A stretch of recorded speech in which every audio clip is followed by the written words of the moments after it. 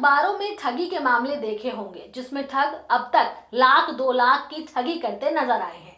लेकिन इस बार ठगी लाखों की नहीं करोड़ों की हुई है, वो भी करोड़ या 2 करोड़ की नहीं 51 करोड़ की, जिनमें अब तक 91 बैंक शाखाओं को जांच के दायरे में लिया गया है।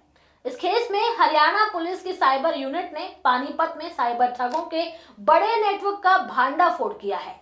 आज इस रिपोर्ट में बताएंगे कि ठगों ने इस वारदात को कैसे अंजाम दिया और इतनी सुरक्षा होने के बावजूद चूक कैसे हुई। सिलसिलेवार तरीके से इस पूरे घटनाक्रम को समझते हैं। नमस्कार, आप देख रहे हैं न्यूज टाइम। मैं आपके साथ तनु चतुर्वेदी। चलिए इस खबर को विस्तार से समझते हैं। बताया जा रहा है कि इन साइबर ठगों ने 2 फर्जी कंपनियों के जरिए करोड़ों रुपए के संदिग्ध लेन देन किए।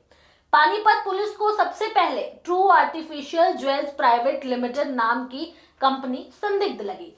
जांच में पता चला कि कंपनी पूरी तरह से फर्जी है। कंपनी ने बैंक ऑफ इंडिया पानीपत शाखा में खाता खुलवाया और मात्र 7 महीने में 51.82 करोड़ रुपए का लेन देन किया। लेकिन हैरान करने वाली बात यह थी कि खाते में से 51.79 करोड़ रुपए पहले ही निकाल लिए गए थे और सिर्फ 3.13 लाख रुपए ही खाते में बचे थे। जब पुलिस ने कंपनी के पते पर जाकर देखा तो वहां ना तो कोई कार्यालय था, ना ही कंपनी के निदेशक मंडल की कोई सही जानकारी मिली। साफ था कि यह कंपनी केवल एक धोखाधड़ी का जरिया थी, जिसका मकसद अवैध धन को बड़े पैमाने पर घुमाना था। जांच के दौरान पुलिस को एक और फर्जी कंपनी इंडो करियर एजेंसी भी मिली। ये कंपनी भी उसी तरीके से काम कर रही थी। इसके खाते में भी 24 दिसंबर 2024 से 27 अगस्त 2025 के बीच लगभग 32.92 लाख रुपए जमा हुए, जिसमें से 31.70 लाख रुपए निकाल लिए गए थे। बाकी केवल 1,21,000 रुपए बचे हुए थे। पुलिस ने जब इस कंपनी के पते पर जाकर जांच की तो वहां भी कोई कंपनी नहीं मिली और निर्देशक मंडल की जानकारी भी फर्जी पाई गई। पुलिस ने जांच में ये भी पता लगाया कि ये केवल 2 कंपनियां नहीं हैं, बल्कि पूरे राज्य भर में ऐसी कई फर्जी खाते और कंपनियां सक्रिय हैं।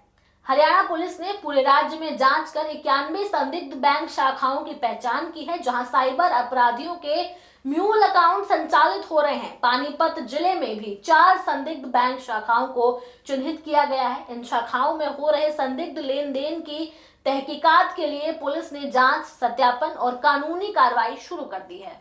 साइबर अपराध शाखा की विशेष टीमें करनाल और यमुनानगर जैसे जिलों में भी छापेमारी कर रही हैं। पुलिस ने संदिग्ध बैंक शाखाओं के रिकॉर्ड खंगाले हैं और कई खातों की गहन जांच की जा रही है।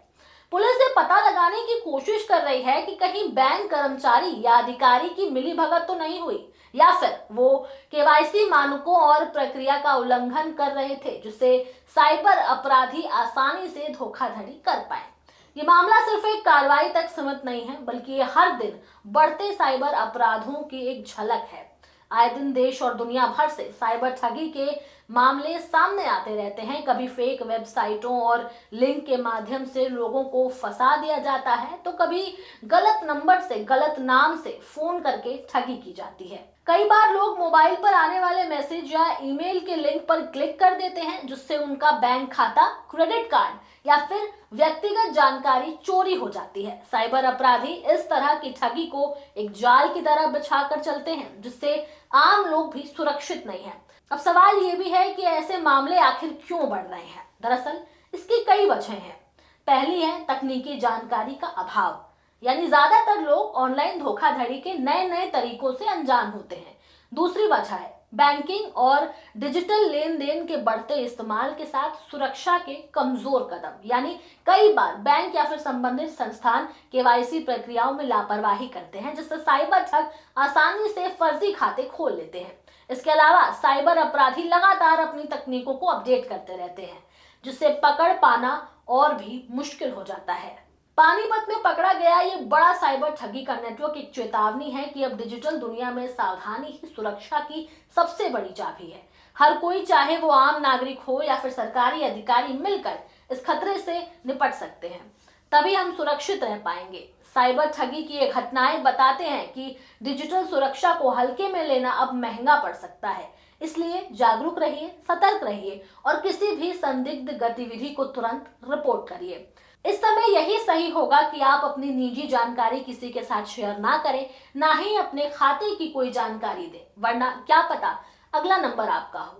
अगर इससे जुड़ा कोई भी सवाल आपके मन में हो तो आप हमें कमेंट सेक्शन में जरूर बताएं। साथ ही हमारे चैनल न्यूज टाइम को सब्सक्राइब करें, लाइक करें, शेयर करना ना भूलें। नमस्कार।